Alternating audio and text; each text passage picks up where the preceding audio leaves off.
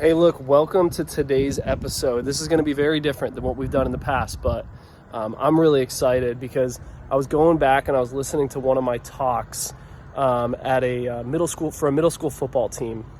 And there was something in there where I was like, man, after watching it, I felt even more inspired to elaborate on the point to be able to help you be able to grow as a leader as well, right? So what we're going to do is we're going to review a video of mine where I speak about decisions and how important it is that not only do we make the right decisions, but that we know why we are making those decisions.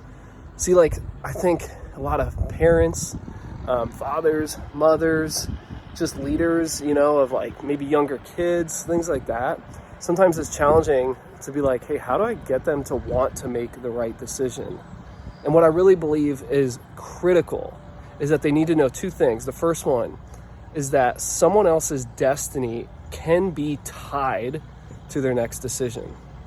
Second thing, people need to understand that not only can someone's destiny be tied to your decision, but if you have a dream, you'll start to make the right decisions to get there. So as leaders, we need to give people practical plans to follow, help them dream, and then give them a practical plan to follow to get there. Right? So that we say, hey, look, if this is what you want to be, then this is where we need to go. I'm going to give you one last tip before we jump into the episode, okay? There's a pastor in my area who I heard him talk about this twice, and it was so helpful. And he talks about how to raise his sons, right? He talked about how to raise his sons. And he said one thing he tells them when they're like, hey, how come I can't do that? How come my friend's allowed to go to this party and I'm not? And he says, listen, I want you to know something real quick. My goal is to help you become great, because I believe you're meant to be great. And what they're doing, I don't believe is great.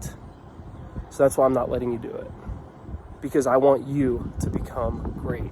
Man, how good is that? Let's jump into the episode. Go ahead and listen to this next part, and then we're going to talk about it more. We'll see you. Welcome to the KO Podcast, where we select, specialize you with training, and send you out to bring transformation to a hurting world. To bring transformation to the systems and the people and the hearts that need it most. Look, if you're someone who you believe that our best days are ahead of us, then this is the podcast for you. If you are a mission-minded leader, we are here to serve you. Because see, the mission is greater than what you do. The mission belongs to who you are. The mission is surrounding you. Your mission is in your heart, in your home, in your community, in the workplace. And we will prepare you for that mission. In each episode, we're going to provide you with the tactics and our strategy to help you go to that next level as you bring the solutions that have been placed inside of you with the lens that you've been given to see the world. Now more than ever, this is your time to move. This is your time to continue mission. I'm your host, Adam Jones, and it's an honor to serve you. In an aircraft, we would do whatever we could to keep things light. And in here, we have what's called a sling load. That's when you see a helicopter pick up like a Humvee, and fly around with the Humvee underneath. We would do that, but there would be times where they said, hey, if anything goes wrong, cut sling load, meaning drop the Humvee, because your life matters too much. Some of you guys, man, you have relationships in your life that you need to cut sling load. You need to say I can't take this person anymore. When I was your age, I started to be given some options. One of those options was, hey man, come hang out with us, dude, and my older brothers. Well, older brothers were a lot older. Dad was in prison, and the uncle was around. And the uncle's making drugs in the garage. And the older brothers are doing those drugs. It didn't matter if I was only in 7th grade, guys. I was introduced to that quickly. And I started to realize, man, I want to be a Black Hawk pilot. I'm telling you, if you really get something that you really, really want, and you put your focus on it for a long time, and you stay consistent no matter how hard it gets, and you continue mission no matter how hard it gets, you'll make the right decisions over the span of time. I said, man, I got to leave my buddy. He's doing all these drugs and stuff. I can't let this happen. They're not going to take me. The Army will not allow me to fly if I have that in my past. So I had to let that guy go. All right, well, look, I really hope that served you. You probably noticed by now, if you're watching on video on YouTube, We had a wardrobe change. I mean, that's what happens as a leader when you feel inspired to share something with someone else. Here's what I mean by that. In the beginning of the episode, I literally quickly walked outside of my house, pulled out a phone, and documented what I wanted to teach you just very quickly in like a 2-minute segment, right? But now here I am today, just a couple days later, ready to actually give you that teaching. And I tell you that because there's a really cool lesson here on leadership. I talked about this in the last episode, but I'm going to say it again. Leadership is really a lifestyle. It's not an event. We don't go somewhere, go to a 2-day event and learn how to become a leader. We live it out. These 2-day events matter. The workshops that I run here at Kingdom Operatives, they matter, right? But they are an accelerator. They're either an accelerator or an activator, a foundation, right? Meaning we're going to lay a foundation of some key things. We're going to put a lens of leadership together. We're going to put a language of leadership together. We're going to give you some things to work on. And then you're going to go out there and you're going to live the life of leadership, live the life of influencing other people to accomplish different goals and objectives, both for themselves and the company that you lead, right? So here's my point. When I started this episode, I went outside and just quickly captured what I needed to talk to you about. Man, you're living this life. I hope you're seeing it. You live the life of leadership.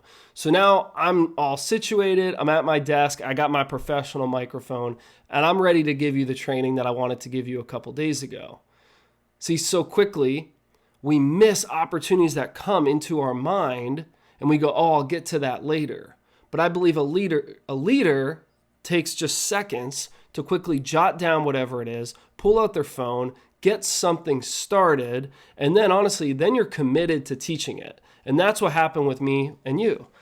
I committed to teaching this to you, and now it's time to get rolling. So just wanted to give you that quick lesson on it. Now take a second and think back to what I was talking about. Understand that context is crucial. Okay, so I was speaking to a group of young men, 6th through 8th grade, right around that age. Even though Kingdom Operatives, we mainly focus on training leaders to build leaders, every once in a while, I just want to volunteer my time, come in, serve an organization, maybe in my local area, and be able to help build a proper foundation of leadership. So knowing that context, understand what I was talking about.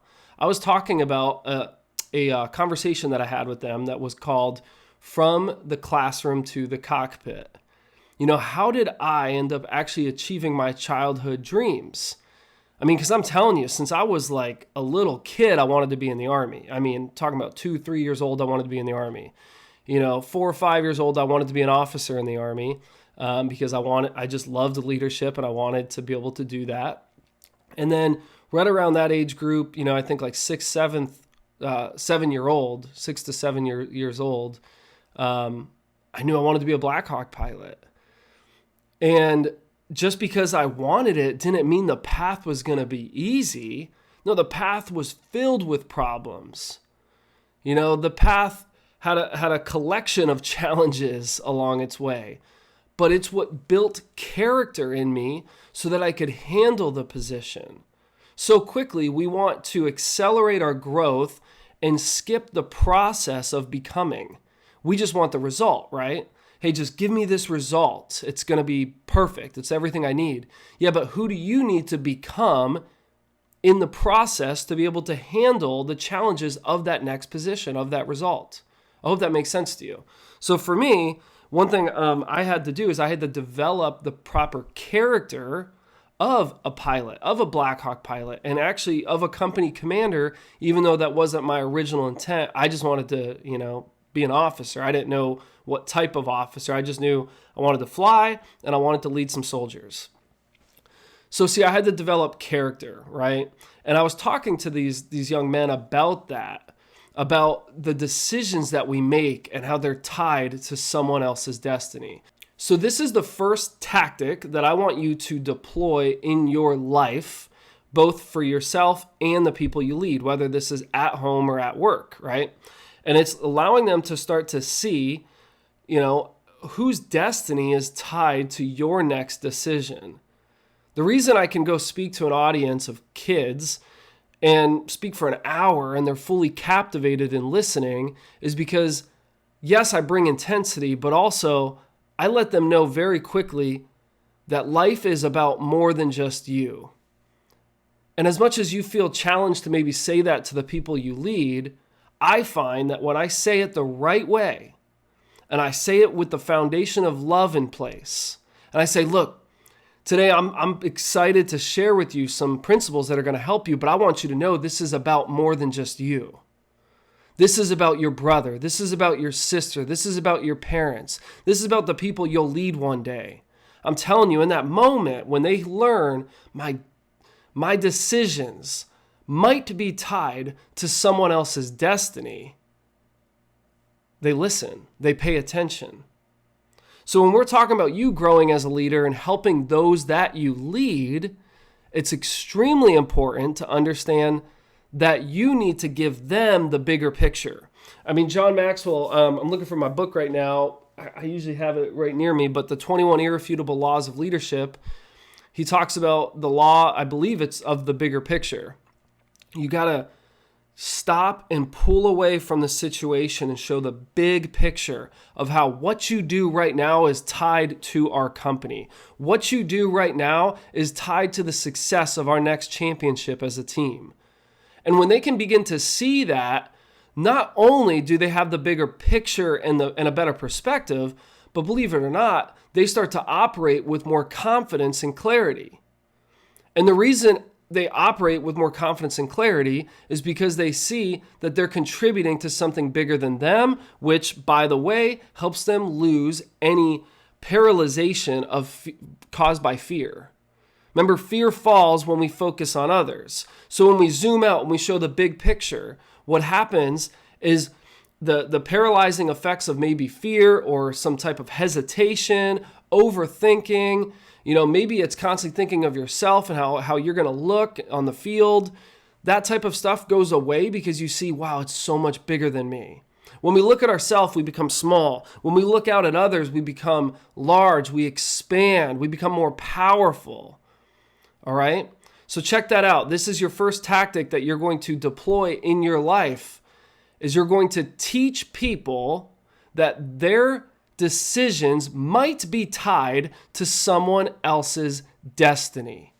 However you want to do that, I would challenge you to start right away. Start with the people you lead the most often. Start with the people who are just looking for your influence, your guidance in their life. Teach this right now to a family member. Show your kid, regardless of their age, how, hey, did you ever think about when you show up prepared to class, what that does for other people in the classroom, that they start to see you and they see the results you're getting and they want to, be a part of that? Basically what I'm talking about right now is that leadership is example. Okay. Someone asked me before, hey, Adam, how do you spell leadership? And I said, man, I think it's spelled EXAMPLE. Example. That's leadership. We cannot measure, if we want to measure results, we cannot measure what we do not first model. Why? Because if you are not modeling it, it will not be sustained. Ooh, I got an alliteration here. I love alliterations. If you do not model it, they will not maintain it. That's good, right? I just thought of that one. If you do not model it, they will not maintain it. So there's no point in you measuring it because it's not going to last. Man, I see way too many leaders who show up late to their own meetings. That's an embarrassment. I saw this in the military a lot too.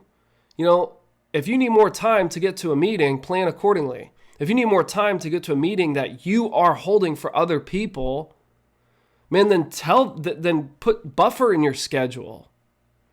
And if you show up late every once in a while, make sure you let them know why you're late and that you apologize to them because they showed up to your meeting on time. I learned this one the hard way. I started showing up late as a commander in the Army to my maintenance meetings. I think they're called production meetings. And I would show up late. And I remember there's 20 people at a table, right? And they'd look over and I'd sit down, right? So for anyone who only has a civilian background, think of it almost as like if I was in like a CEO role, right? So the owner's here, right? CEO's here. We can get started. And that's what they would say. They would say, hey, Captain Jones is here. Let's go ahead and get started. In other words, that past 15 minutes, they've been waiting for me to show up. Now, there's parts where I could say, hey, just so you know, I won't be there at the meeting next week. I have a schedule conflict. I won't be there, or I will be late. Start without me. But if you do not communicate these things to your team, how do you expect them to know? And what do you think that does to them to show that you showed up late for your own meeting, but they have to show up on time? Man, come on. You got this, leader, right? I don't want you to be some transactional leader. I don't want you to have a team of transactional leaders that don't go past the surface of a relationship or the surface of what's in front of them. I want you to have transformational leaders, people who really help people change the way they see themselves, they see others, they see the world in front of them. They start to see problems and they think of opportunities to help solve them. That's what I want for you. I hope you want it too. But remember, you cannot measure what you do not model because they will not maintain it. And that will probably be some quote that I'll put out somewhere else to help other people remember it, because I'm telling you, I learned it the hard way. I saw it in other leaders who didn't do it, and then I saw it in the leaders who did it, and they were just so appreciated by their unit or by their company, by their organization. You know, I've been working, running leadership development initiatives for different organizations for a while now, and one thing I noticed is the best organizations have leaders that empower other people. So how do we do that? Let's talk about that next. We're going to just take a quick break, but I want you to think about that first part we talked about, teaching people, deploying a tactic, showing them, hey, whose destiny is tied to your next decision. Let them see that. Let them see the bigger picture. We'll get right back to this episode in just a moment. All right, so we have a really big problem right now in the country and really across the world. And it's that most teams are waiting for experience to compound so that they can prepare their leaders for what's next. In other words, your leaders might not be prepared. Your best leaders might have left by now, and your team isn't really looking to stick around or get engaged too much either. And you got to wonder, well, what do we do now? And this is where I believe we live in a time where we must apply intentional, consistent education, training, and equipping of our organizations so that not only will they stick around, but they'll grow. See, champions love a challenge. And you might right now feel like you're maxed out, putting out nonstop fires and you're burnout, and I don't think that's right. I don't think it's okay that you are feeling like you have to do this all alone and that you just keep adding more to your schedule because your team's not ready. So if that's the case for you, then I want you to go to adamfjones.com. Let's book a meeting together. We'll figure out the proper service for you, and then we'll deploy that service using our blue sky strategy tactics to be able to help you build an organization of influential, effective, and prepared leaders who begin to see this time in their life for the opportunities that are placed in front of them for them to grow. Go to adamfjones.com, and I look forward to getting to know you soon. All right, well, hey, welcome back to the episode. I want to jump right into our second tactic that we are going to deploy in your life, all right? So I hope that first tactic really helped you. I hope you actually use it, and you're not just getting all excited right now and inspired, but instead you're going to use what I talk about. All right, so the next one, I want you to help people begin to see a dream for their life. All right, so we talked about decisions and how decisions being tied to, someone else's destiny. So we're basically saying shift your focus on others. Okay, but now what I want you to know is that when people begin to see a big picture for their life and we allow the people we lead to dream, we don't just allow it, but we encourage it. We don't just encourage it, but we activate the dream within them. When we do these type of things, we say, man, do you see the big picture of who you can become? The big picture of your life, right? And it has to be very clear. But when it's very clear, what can happen is the dream becomes a filter for decisions. That's what happened with me. I didn't realize it then, but I realize it today, that when I said, man, I want to become a Black Hawk pilot. And because I want to be that, I'm not going to go hang out with these friends anymore.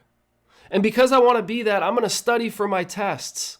And because I want to be that, like I'm going to continue to stay focused on the things that will get me there.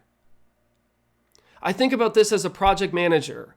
I have a certification as a project management professional, PMP. And I had a really good mentor who helped me become a PM at a company, right? And one thing he said is, hey, Adam, you might be a project coordinator right now, but I want to help you become a project manager. And I said, that's exactly what I want too. And he said, okay, well, here's the path. By the way, I have the director agreeing to this path. See, this is really key. Man, I'm telling you, you can change someone's life if you actually do this for them. He gave me a one-page roadmap with about probably 8 different things we needed to focus on. And with those 8 things, there were bullet points underneath them. So an example could be, if I can think back to it, leading my own project first. Before I become a project manager, I got to lead my own project, right? And he said, like set up accounting codes, establish the logistics for, all this type of stuff. I wish I could remember it more. It was so specific, okay? It was like, leverage this database and set up this account for the project. Complete a proposal. Complete negotiations for a government customer. Like that type of stuff is what we had on there. So until that happened, I couldn't check it off. But it was such a clear thing. It was like, hey, Adam, we're going to focus on everything your job requires, but also we're going to follow this roadmap over the course of a year and a half. And as long as you accomplish these things, I have it agreed with a director that I work for that this qualifies you to be a PM. And then when a PM position opens up, this is going to put you in the best position possible. You're going to be the most prepared. Remember, we talked about being prepared with the blue sky strategy. You'll be the most prepared for the next position. So he gave me a really clear image, like project manager, and this is what it's going to look like, and this is probably what the pay is going to be, and all this type of stuff. And I'm like, man, I can't wait. And then he gave me an actual plan to follow that would get me to what he had me picture. And believe it or not, we crushed that plan. You kidding me? We crushed it. And much quicker than a year and a half, I was prepared for the project management position. One opened up, I interviewed, and I got it. And I became a program manager of a multi-million-dollar international contract with a lot of different team members, a lot of different specializations. It was amazing. I got to work on aircraft modifications. I had engineers. I had all these different people, working with me. I don't really like to say working for me. I don't know. It just doesn't fit right, at least with my personality. We were working as a team together, and I was in a position to make decisions. I was in a position to foster different relationships, make decisions, and at the end of the day, if it fails, it's on me. That's how I look at that leadership position. That's how I look at most leadership positions, by the way. But he gave me that. Now, think back to that conversation with the football team that I was talking to. I said, man, I want to be a Black Hawk pilot. I can't go do that. I feel like as leaders, one thing that we struggle with is how do we help people make the right decisions for themselves? And we feel like we need to put all these forcing mechanisms and stuff. My parents were not strict. My parents were present. They were loving. But they weren't strict because honestly, I was strict on myself because I knew what I wanted. I was with my parents this weekend and they said, Adam, we just kind of followed you around anywhere you wanted to go. Now, I'm not saying this to talk about me. I'm saying this because this is what it looks like if you take someone who has a dream and you support them and you help them get there and you remind them of things that are not going to help them. So like, long story short, let's just add in like a different, maybe a person in my life who says, Adam, you want to be a Black Hawk pilot? If you go do that, that's not what a Black Hawk pilot does. Okay, Adam, you want to be a Black Hawk pilot? You're not that good at running. You got to get better at running because that's what that profession does. They run, they have PT tests. You see what I'm saying? I hated running my entire life. I'm like not built like a runner at all, okay? And maybe that's an excuse, but whatever. I hate running. And I remember being like, but I have to run in order to get there because it's required. We don't need to water things down for people. We need to make things clear for people. A leader's first job is to define reality for the people they lead. To say, hey, here's what's really going on. Here's what it really looks like to be in the position you want to move into. Here's what that life is really going to look like. Let's say you have some entrepreneur. Maybe you're a business owner and you're helping other people be able to develop their own companies. I'm not sure. I don't know who I'm talking to right now when you're listening to this, but let me just give you an example.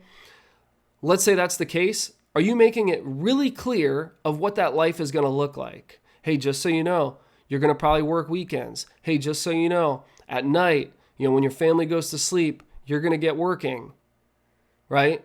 Hey, just so you know, you're going to need to put proper boundaries in because everything is going to be fighting for your free time and your schedule. See, that's our second tactic. Help people dream so that they have a filter to make a decision. Deploy that tactic today. Man, I hope this episode added value to you. I want to let you know how you can add value to me. You can make sure you're subscribed to this podcast, both on the podcast platform and the YouTube platform. I'll make sure I have the link in the show notes. That's part one. Another thing you can do that would just help me so much because, man, I believe in this. I'm so convicted in helping you train your leaders to build leaders or train you to build leaders. I want that so much because I believe we all deserve good leaders in our lives. I believe everyone is looking for good examples right now. And you can be that and you can activate those in other people. All right. So another thing you do, you can share this with one person that you believe needs to grow as a leader or wants to grow or is going to consistently grow. And I want to bring it all together with this because I just said something I need to hit on. Needs to grow. We all need to grow. Leadership is not a binary. Leadership is not a binary, meaning we have it or we don't. It is a continuum. It is something we continue to develop over and over. How good of a leader are you? How effective of a leader are you? How prepared of a leader are you? Right?